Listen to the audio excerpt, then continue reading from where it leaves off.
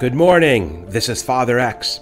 Are you a dad totally stressed out because you're facing a child custody trial? Are you frustrated because nobody in court listens to anything you say? Well, you've come to the right place, because during these videos in episodes 11, I'm going to get you jump-started on how to prepare your testimony for your trial, based on how the law says we're supposed to decide the best interests of the child. This will help you execute a pincer movement on your judge, as we discussed in previous episodes. In episode 11A, we covered your testimony around the parent's background, career, education, and any prior criminal history. In episode 11B, we'll get into the best interests of the child and discuss two of them, the basic needs of the child and their educational development. Let's get to it. Let's start by talking about the big picture of what we're trying to do here. You're first creating an outline of the totality of the circumstances related to the best interests of your child. Write this using Microsoft Word or Excel so you can share it with your lawyer if you have one, and edit this over time. It's confidential for you and your lawyer. Then, later, you'll decide which portions to present in court as your testimony. But first, you need to see the whole picture, the way the court is required to decide custody. Structure your outline this way. For each best interest factor, there are facts showing the father is good and other facts showing he's bad. And there are facts showing the mother is good and bad. Labeling facts as good and bad is an oversimplification, but you understand what I mean in terms of positives and negatives. You need to fully prepare for all the positives and negatives on both sides that will be raised in court. In addition, the fifth category will be false allegations related to each best interest factor. Address any false allegations the mother made, because if you ignore them, the judge is likely to assume the mother's false statements are true. During your pretrial preparation, take the other parent's lies in court or in any written petitions and categorize them based on the best interest factor the lie relates to. When testifying about any one best interest factor, bring up the other person's lying related to that topic. Don't just make overgeneralized statements that the other person is lying. Quote their exact false statement, then tell the judge it's a false statement, then state the actual truth to contradict it, and provide evidence if you have any. Be methodical and precise. Obviously, either parent can lie. Your goal is to be the truth teller, and if the other parent is lying, hold that up for everybody to clearly see during the various parts of your testimony. Let's get into the best interest factors. The basic needs of a child evolve from the age of 2 to 10 to 16 years old. For this section, I'll focus on children under the age of 5 years old before they get into kindergarten. And then you can adjust your testimony for children in elementary school or high school. As a father, one big risk you face in custody battles is the stereotype favoring mothers as the primary caregivers for children under 5. Then, courts use that to justify giving the mother primary custody until the child is 18 years old, even though that's illogical. Your goal is to dismantle that gender-biased stereotype.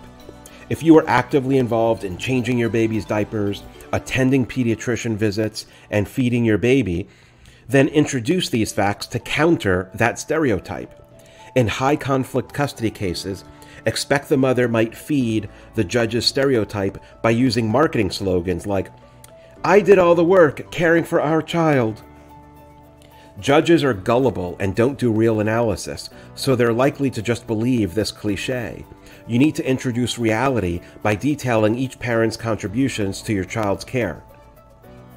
For infants and toddlers, their basic needs are feeding, diapers and potty training, bathing, sleeping, medical needs and doctor visits, and of course, tons of love, hugs, and affection. Parents divide parenting responsibility in different ways. We know the stereotype of the father who works 5 days a week and the mother who stays home to care for the child.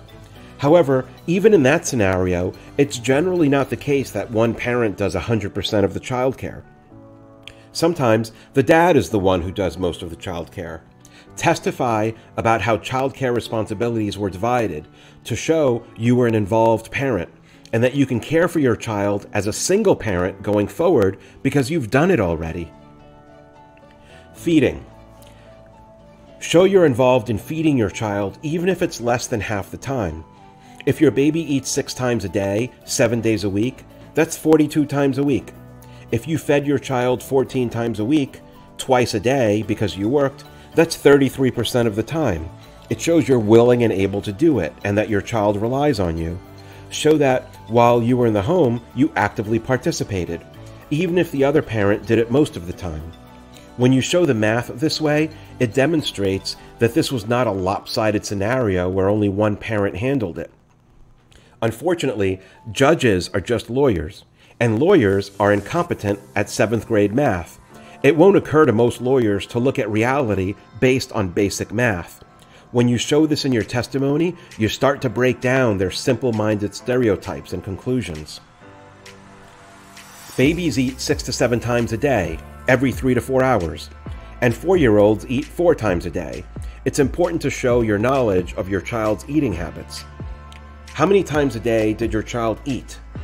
Who fed the child on weekends when neither parent was working? From 6 to 8 a.m., before the one parent went to work, who fed the child? From 9 a.m. to 5 p.m. while one parent worked, who fed the child? From 6 p.m. to 10 p.m., who fed the child? Between 10 p.m. and 6 a.m., who fed the child? Describe what you fed your child. Was it breast milk? When did your child switch to formula? When did they start eating solid foods, and what did they eat? For children after the age of 3, show that you prepare meals and feed your kids real food, as opposed to the stereotype that dads only take their kids to fast food restaurants. Demonstrate that, as a single parent, you know how to manage your child's diet without help from the other parent. You can do it all.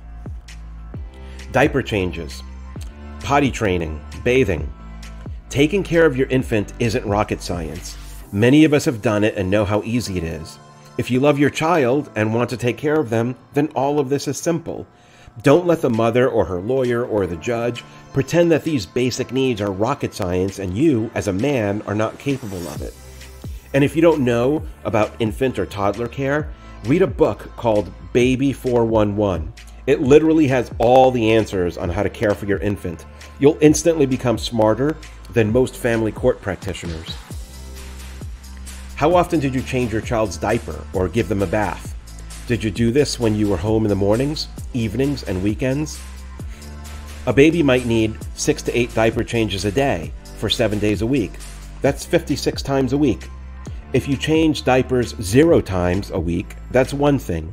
But if it was 20 times a week, that's 36% of the time, and it shows parental responsibility, even if you were not the primary diaper changer. Maybe you were the primary child bather. How did you address diaper rashes? How were each of you involved in potty training your child? Sleeping. Infants might sleep 16 hours a day, but 8-year-olds sleep 9 to 12 hours a day. What was your child's sleep schedule, and what is it now? Are you aware of your child's physical need for a sleeping and napping schedule? Do you and the other parent schedule your day around your child's sleep schedule, or does one parent keep the children up until midnight? Which parent puts the baby to sleep? Talk about this with numbers. For example, if your child is old enough that they only sleep at nighttime without daytime naps, then out of 7 nights a week, on average, how many times do you put your kid to bed? Is it 3 or 6 times a week? Show your involvement. Do you read to your kid at bedtime? Talk about that routine. Now that you're separated, show you're capable of handling the kid's sleep schedule as a single parent. Medical needs and doctor visits. Again, math is helpful. Out of all the times your child went to the pediatrician, how many times did you take him versus the mother versus both of you?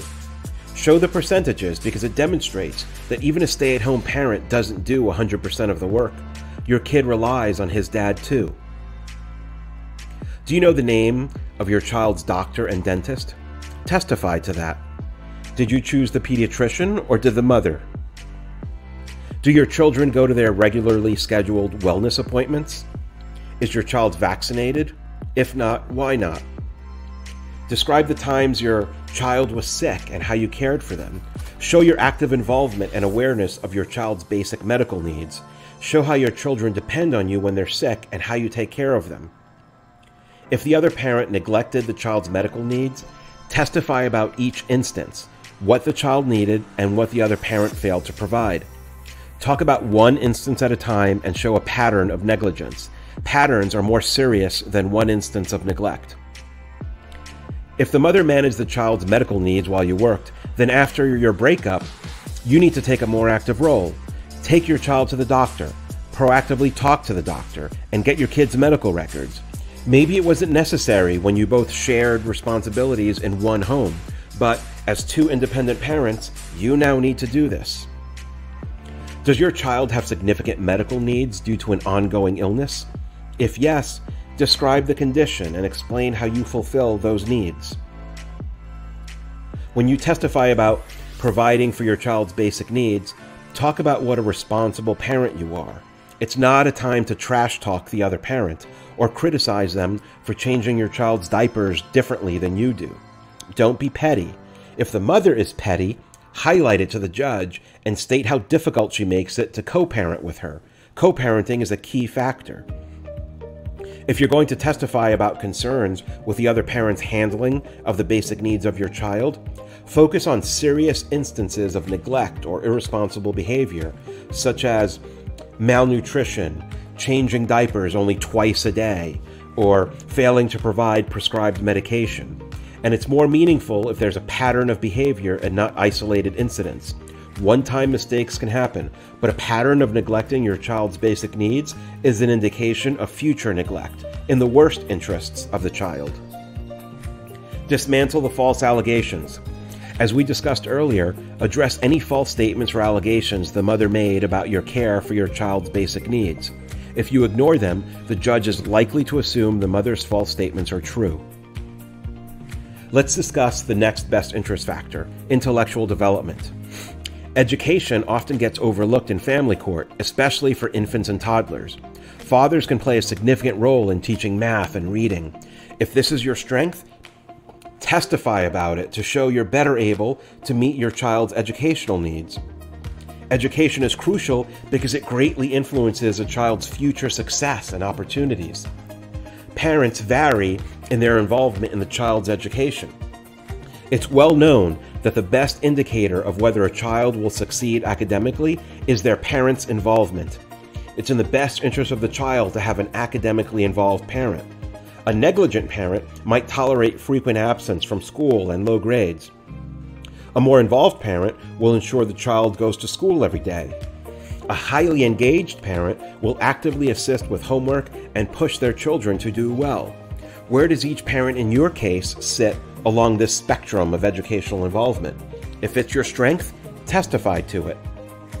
You can ask questions like, do you review homework with your child after school or on weekends? How often? Once a month or 4 times a week? Do you meet your child's teachers? Do you only meet them during parent-teacher conferences, or do you also talk to them outside of these twice-a-year events? How often do you read to your child? Ideally, you want to read to your child 30 minutes a night, 7 nights a week, even as a toddler. Which of the two parents does this? It's fair to share the responsibility and testify that one parent does the nightly reading and bath, but the other parent does the nightly feeding and diaper change. Show this isn't a case where only one parent cares for the child and the other parent is out of the picture. Do you have plans for your child's elementary school, for high school, for college? Describe them. How do your plans support the goal of making your child an independent, fully functioning, and successful adult? Do you and the mother have any conflicting opinions on schooling? Explain. Which plan is better? Why? What are your concerns about your child's education if the other parent has primary custody? For toddlers, talk about the times you play with them and count the number of toy cars, and that's how they learn their 1, 2, 3s. Talk about how you teach them their ABCs. Talk about your routines where you teach these basics to your child. Your children might have different options for different schools depending on whether they live primarily with the mother or the father. This can matter a lot. For elementary schools, check your local Department of Education website to find their school rankings. Evaluate schools based on academic criteria provided by your Department of Education. For middle schoolers, look up the U.S. News and World Report high school rankings for the best high schools by state. Where would your child have a better high school education? Show that you know which high schools are best and that you have a plan to get your kid there. Print out Department of Education evaluations or U.S. News and World Report rankings for schools in both neighborhoods. If your local school ranks higher, present it as evidence that your child would benefit more with you as the primary custodial parent. If the parents live an hour apart, it's not practical for your child to commute 2 hours to school daily. That should be a factor in deciding who becomes the primary custodial parent. For elementary school children, consider using Khan Academy, K-H-A-N, for tutoring in subjects like reading, math, and science at all grade levels. When a child is struggling in school, a primary custodial parent is the one who actively addresses that issue. If you want the job, do the job. And testify about your involvement in this tutoring. Go to www.khanacademy.org, K-H-A-N, for free online courses you can take with your child to improve their grades. Print out relevant pages from the Khan Academy website as evidence to show the different tutorial videos you watch with your child. Did you know the best time to plant a tree was 20 years ago? The second best time is right now. If you're behind on this stuff, it's time to catch up right now and act like a primary custodial parent as best you can. It's a stronger argument if you were doing that job before the court process even began. But if you weren't, then show how you've taken on more of the responsibility now that you're two separate parents in two homes. This covers the two best interest factors around the child's basic needs and their educational development. In the next episode, we'll cover additional best interest factors. These might be the darkest days of your life. They were for me. I'm making these educational videos to help you navigate this nightmare. If you subscribe, you can get updates when I post more videos. Thank you for liking, subscribing, and sharing with your friends who are in a similar situation. If you like, subscribe, and share, it'll help get this message out to more fathers. Please support this channel so I can make more videos. You can donate via my YouTube channel's About page using PayPal or Venmo.